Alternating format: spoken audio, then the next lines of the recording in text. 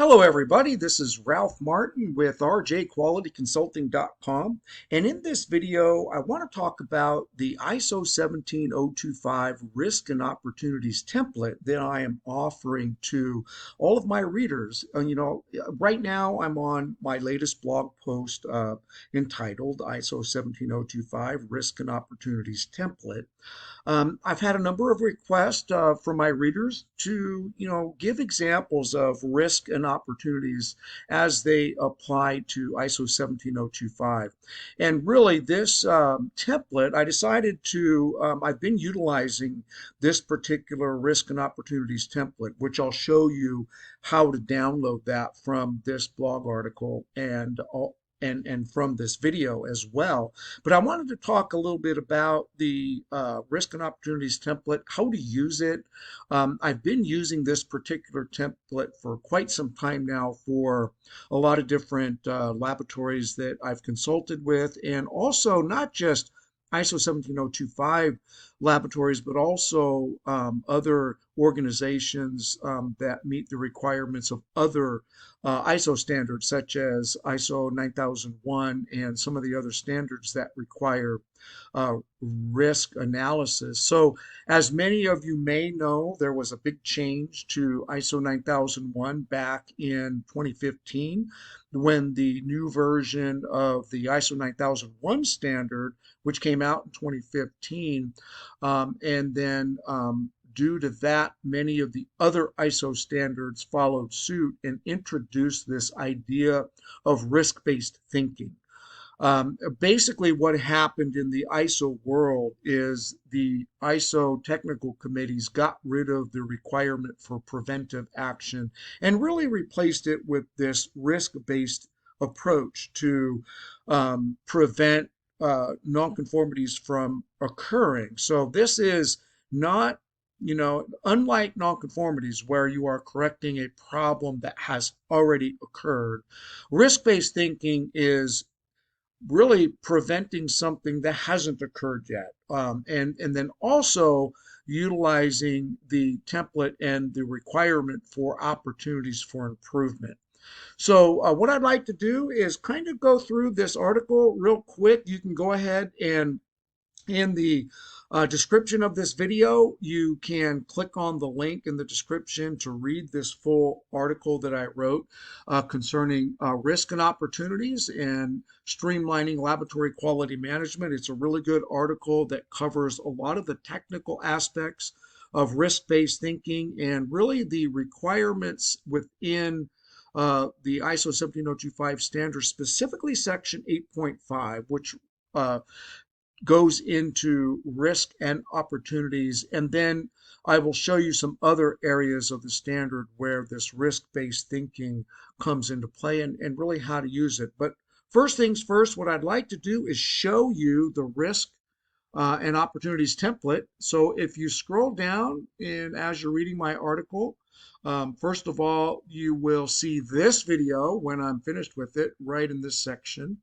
But I've offered a link here to access your free ISO 17025 Risk and Opportunities template. So if you were to click on that, you will, if you're using Edge, you'll get to this screen here.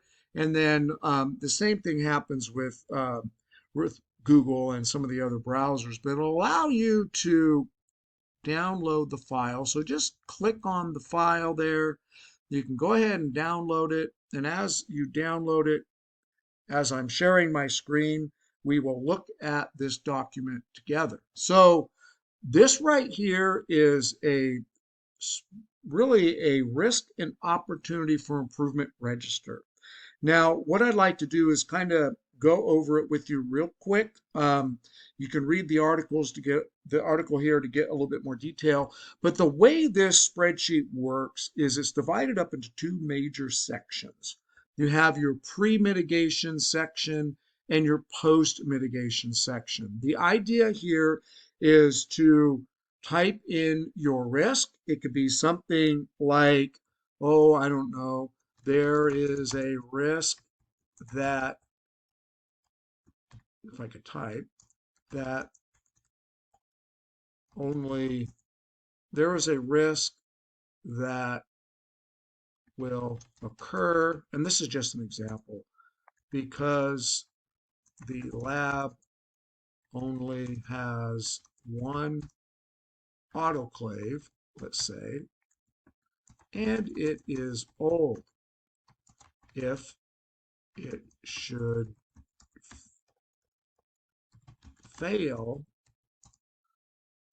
there is a risk that the lab cannot produce certain results. Say there's a test that they perform that they need the autoclave for. So, how severe is this risk? You could say, well, it's undesirable. There's a little pull down menu here for acceptable, tolerable, undesirable, intolerable. We'll say it's undesirable. What's the likelihood that this can occur? Now, if you have an old autoclave in the lab, could be possible. If you have a newer autoclave, it could be improbable. But let's say in this example, we have an old grandma autoclave.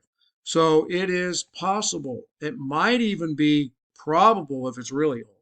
What's the risk level if this was to occur? It's the only autoclave the laboratory has. The autoclave has to, we have to use the autoclave in order to generate, a particular test result that the laboratory produces for its clients, right? So the risk level could be high. And this occurs in the micro lab, let's say. This is just an example. Mitigation, if it fails, I don't know, use lab down the street for testing results while autoclave gets fixed. Right? The other, alternative could be buy a new autoclave. Whatever the mitigation is, you would type that in. Here, that brings the risk severity to, say, tolerable. The likelihood of it being a risk now is improbable.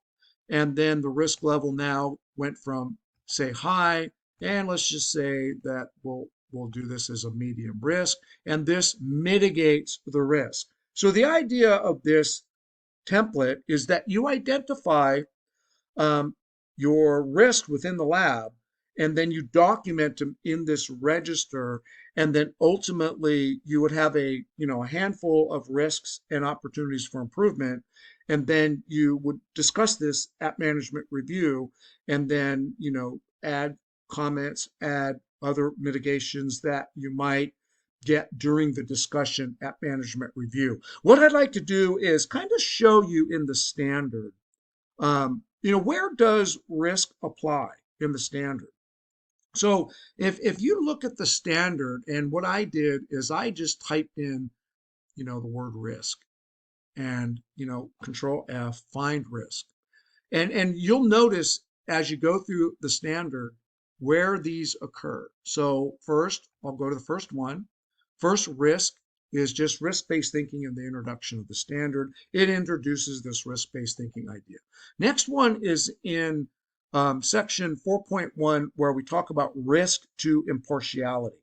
So their sections specifically, and I mentioned that in this article on my blog, specifically section 4.1.4 and 4.1.5 talks about identifying risk to its impartiality, and section 4.1 talks about the laboratory shall identify risk to its impartiality on an ongoing basis. Typically, what a laboratory will do to meet this requirement is have a bullet point item agenda on their management review to discuss risk to impartiality. They do that during every management review, thus meeting the requirements of it being on an ongoing basis. Also, would be a good idea to identify risk to impartiality and then document those on this risk register that I just showed you. Some other areas that you'll find the word risk, of course, is in this section, and then it'll go down into reports. This is when you generate a test report for your client, and you're talking about, let's say you have a test result that is pass-fail, and you need to identify, the standard requires that you identify your decision rule for what a pass-fail requirement is, and that you consider risk in there. That's what this is about. I don't want to get too much into the weeds on this, but that could be for another um, video where I can talk about this whole area of decision rule and what it applies to. Another area that this goes into is nonconforming work, where you want to deal with risk-based thinking as you're determining nonconformances and corrective actions that are associated with those. So that's another area. And then also the big one is section 8.5 of the standard, which is really what this risk register meets the requirements for. So as I mentioned in this article, a formal procedure is not required by ISO 17025. You do not have to have a formal risk procedure. There's no requirement for that. However, you do need to document risks and to show objective evidence that you do consider risks. And the only way you could really prove that through objective evidence to an auditor, such as myself, as many of you know, I am an ISO 17025 certified auditor. And there are a lot of nonconformities generated because there is a hole in section 8.5 of the standard for the laboratory where they don't document risk. They say things like, we handle risk in our corrective action process. And then when you go, okay, well, show me examples of that, they don't really have any. So if you are one of those laboratories that just say that, oh yeah, we handle risk through our corrective action process, that may be fine as long as that's actually where you document your risks. But if you don't really do that, remember all ISO standards are really, say what you do and then do what you say. If you say you do risks through your corrective action process, then make sure you actually do that. Make sure that your specific risks are documented in your corrective action process.